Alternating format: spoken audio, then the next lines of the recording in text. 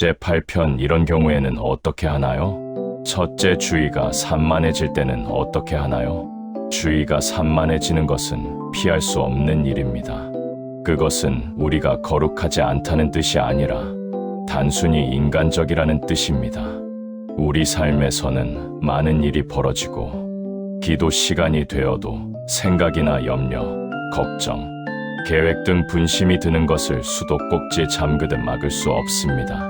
가톨릭 교회 교리서 기도가 일종의 싸움이며 언제나 노력을 전제로 한다고 전합니다. 2725항 참조. 산만함은 분명히 그 싸움의 원인 중 하나이며 심지어 성인들도 마찬가지였습니다. 리즈웨의 성녀 데레사 수녀는 가르멜 수도회의 동료가 분심 때문에 기도에 집중하지 못해 힘들어하자 이렇게 조언했습니다. 분실 중에 있다는 것을 의식하자마자 나는 내 주위를 돌리고 있는 그 사람들을 위해 기도합니다. 이런 식으로 그들은 내 분심을 통해 유익을 얻게 됩니다. 나는 하느님의 사랑으로 모든 것을 받아들입니다. 심지어 내 마음에 떠오르는 터무니없는 활상까지 나는 하느님의 사랑으로 받아들입니다. 기도 노트에 산만하게 하는 생각을 적어두면 기도에 도움이 될 수 있습니다. 머릿속을 맴돌며 잠들지 못하게 하는 할 일 목록을 적으면 늦은 밤 마음을 안정시키는 데 도움이 되는 것처럼 산만한 생각을 기도 노트에 적어 하느님께 가져가면 마음이 안정되고 더 깊은 기도로 들어갈 수 있습니다. 방해 요소를 기도의 기회로 바꾸는 이 전략은 특히 침묵이 허락되지 않거나 잦은 방해가 발생하는 환경에서 기도할 경우에 매우 효과적일 수 있습니다.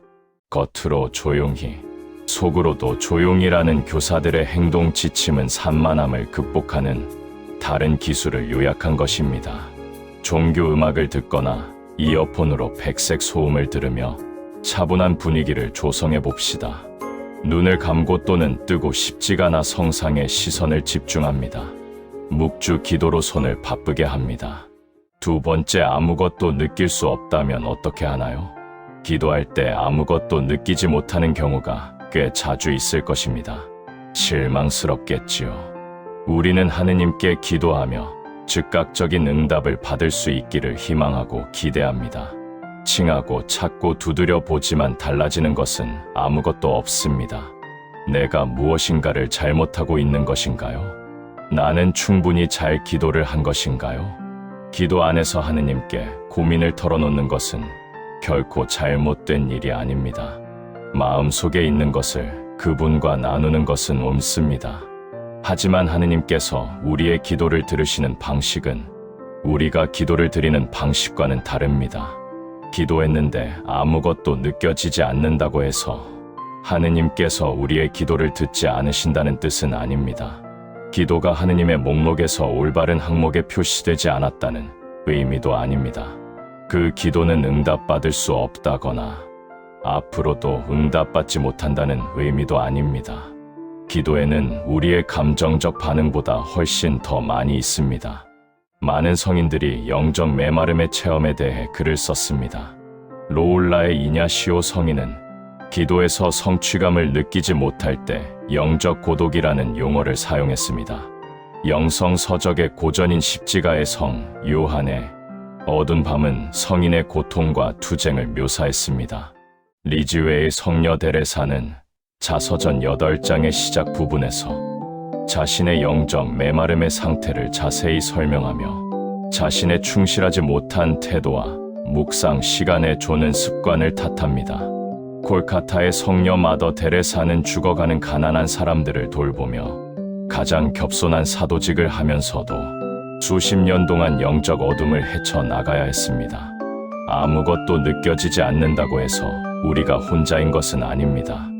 영적 메마름을 겪은 성인들은 영적으로 메마른 시기에 인내해야 한다는데 동의합니다. 어쨌든 기도하십시오. 어둠이 여러분의 동기를 빼앗지 못하도록 하십시오. 세 번째, 기도하고 싶지 않다면 어떻게 하나요? 누구나 기도하고 싶지 않을 때가 있습니다.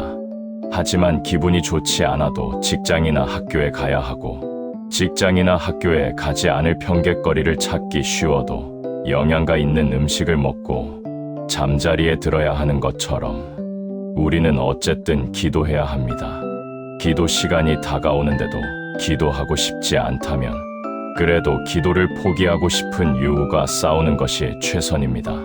정말 문제는 유혹입니다. 그 유혹과 싸우기 위해 다음 5가지 전략 중 하나를 시도해 봅니다.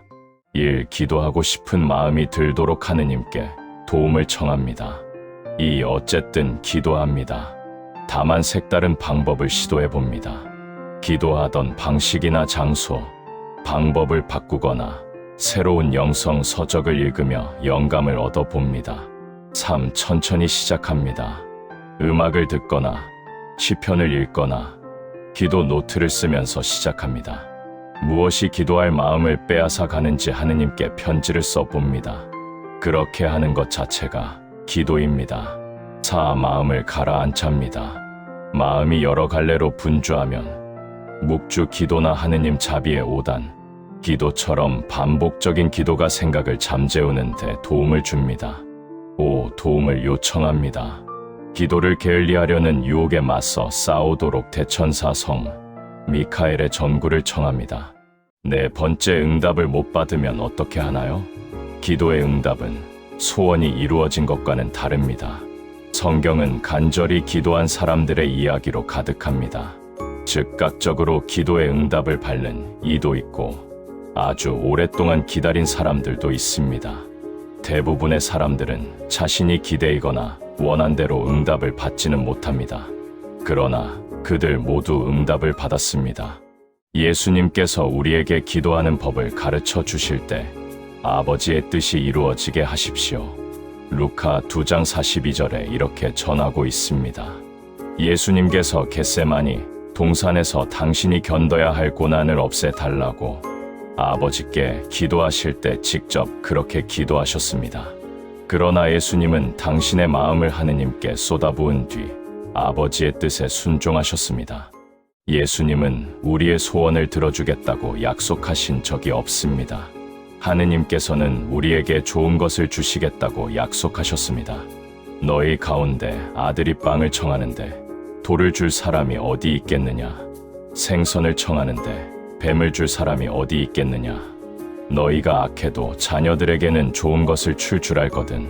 하늘에 계신 너희 아버지께서야 당신께 청하는 이들에게 좋은 것을 얼마나 더 많이 주시겠느냐? 마태 7장 9절에서 11절. 우리는 언제나 응답을 받을 것입니다. 항상 내가 원하는 답이 아닐 수도 있지만 하느님은 나에게 필요한 것이 무엇인지 알고 계십니다. 5째, 여러 가지 기도 방법을 시도했지만 나에게 맞지 않으면 어떻게 하나요? 가톨릭 신자가 반드시 차별해야 하는 기도는 단 하나, 미사뿐입니다.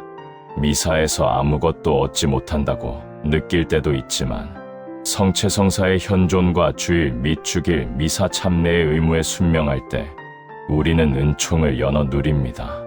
미사를 통해 기도 생활을 풍요롭게 할 수 있습니다. 그날의 성경 말씀을 읽고 기도하면서 미리 준비하고 성당에 여유 있게 도착해 기도하면 미사를 더 잘 봉헌할 수 있습니다. 영성체를 모신 후 봉헌할 기도문이나 기도 목록을 가져가면 성체성사에 더 잘 집중할 수 있습니다. 가톨릭 신자는 미사 외에도 기도하도록 부르를 받지만 자세한 내용은 각 개인에게 달려 있습니다. 사제, 부제, 수도자는 시간 전례들 바쳐야 하며 경우에 따라 묵주 기도와 기타 기도가 그들의 영성 생활에 포함되기도 합니다. 하지만 대부분의 가톨릭 신자들은 온전히 스스로 기도 방법을 결정합니다. 인생의 한 시기에 효과적이었던 것이 다른 시기에 효과가 없을 수도 있습니다. 현재 삶의 상태가 특별한 영적 실천의 필요를 느끼지도 못하고 또 그것이 자신에게 도움이 되지 않는다면 다른 방법을 시도해 봅니다. 완전히 멈추지 말고 기도 방법을 바꾸어 보는 것입니다. 배경음악을 추가하거나 다른 자리에 앉는 등 작은 변화를 시도해 봅시다. 또는 큰 변화를 꾀해 봅니다. 일정 기간 특정 기도를 바쳐보고 자신에게 맞는 것이 무엇인지 알아봅니다. 전통적으로 묵주 기도의 달인 10월에는 묵주 기도를 바치고 사순 시기에는 십자가의 길 기도를 바치며 대립 시기에는 대림환의 촛불을 켜고 이사야 예언서 등의 영적 독서를 하며 기도합니다. 자신이 가장 좋아하는 기도 방법을 찾아보고 새로운 시도를 두려워하지 말아야 합니다. 6번째, 스트레스가 심해서 집중할 수 없으면 어떻게 하나요? 우리 모두에게 일어나는 일입니다. 삶의 압박과 근심, 걱정이 기도에 쏟고 싶은 에너지를 포함한 모든 에너지를 소모해버립니다. 더 이상 한 곳에 집중할 힘이 남지 않은 듯합니다. 이 상황을 그대로 하느님께 기도드려도 괜찮습니다. 저는 그렇게 하지 않으면 다른 기도 방법을 찾을 수 없다는 것을 알았습니다. 하느님은 우리의 기도를 들어주십니다. 아니, 이미 그렇게 하셨습니다. 십자가만 봐도 그 증거입니다. 우리의 걱정을 하느님께 맡길 수 있도록 하느님의 도움을 청합시다. 여러분의 모든 걱정을 그분께 내맡기십시오. 그분께서 여러분을 돌보고 계십니다. 베드 5장 7절. 걱정거리를 하나하나 나열해도 되고 한꺼번에 넘겨드려도 됩니다. 혼자서는 할 수 없다는 것을 인정하는 것이 그 순간 할 수 있는 최고의 기도입니다. 이럴 때에는 교회의 공식 기도가 위로가 되기도 합니다.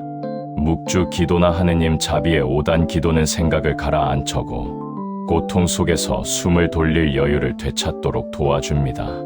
할 일이 많을 때는 간결하게 정리하고 하느님께 맡기십시오. 7번째, 기도하는 것을 잊어버리면 어떻게 하나요? 기도하는데 알림을 필요로 한다고 해서 잘못된 것은 전혀 아닙니다. 그리고 이러한 필요성은 새삼스러운 일도 아닙니다. 하루 중 특정 시간에 신자들이 잠시 하던 일을 멈추고 기도하도록 3종 기도 때 종소리가 울리는 것도 바로 이 때문입니다. 하지만 대부분 우리는 사는 곳에서나 일하는 곳에서 성당 종소리를 들을 수 없으며 개인적으로 다양한 기도 알림을 선택할 수 있습니다. 저는 창의적인 기도 알림 찾기를 좋아합니다. 현재 저는 9일 기도 중인데 이틀째까지 잊지 않고 기도를 지속할 수 있었던 유일한 이유는 휴대폰 캘린더에 매일 정오 알림을 설정해 놓았기 때문입니다. 알림이 뜨면 하던 일을 멈추고 9일 기도를 바입니다. 제 친구들 여럿은 오후 3시에 하느님 자비의 5단 기도를 바치기 위한 스마트폰 알람을 설정해 놓습니다. 그렇지만 기도할 것을 상기시킬 때 꼭 현대적 기술이 필요한 것은 아닙니다. 제가 가장 좋아하는 기도 알림은 제 주변에 있습니다. 큰아들이 선물한 커피 머그잔을 사용할 때 아들을 위해 기도합니다. 친구가 사는 거리를 운전하거나 곁어서 지나갈 때 그 친구를 위해 기도합니다. 또 저는 자동차가 눈에 잘 들어와서 그것을 기도 알림으로 삼습니다. 도로에서 제 앞에 검은색 세단이 있으면 남편을 위해 기도하라는 신호입니다. 가족이나 친구와 관련된 대학이나 지방에 대한 안내 광고를 보면 그곳 사람들을 위해 기도할 생각이 납니다. 멀리 떨어져 사는 친구나 친척에게 무슨 차를 타고 다니는지 물어보고 같은 차종을 볼 때마다 친구와 친척을 위해 기도합니다. 특정한 누군가를 떠올리게 하는 모든 것이 그 사람을 위한 기도 알림이 될 수 있습니다. 저는 또한 잘 보이는 곳에 작은 성상과 함께 기도를 약속한 사람의 이름을 적은 메모지를 붙여 두기를 좋아합니다. 그것을 정기적으로 교체해 눈에 잘 들어오도록 하는 것이 관건입니다. 창의적인 방법으로 기도 알림을 잘 이용하면 끊임없이 기도하는 목표에 도달하는 데 도움이 됩니다.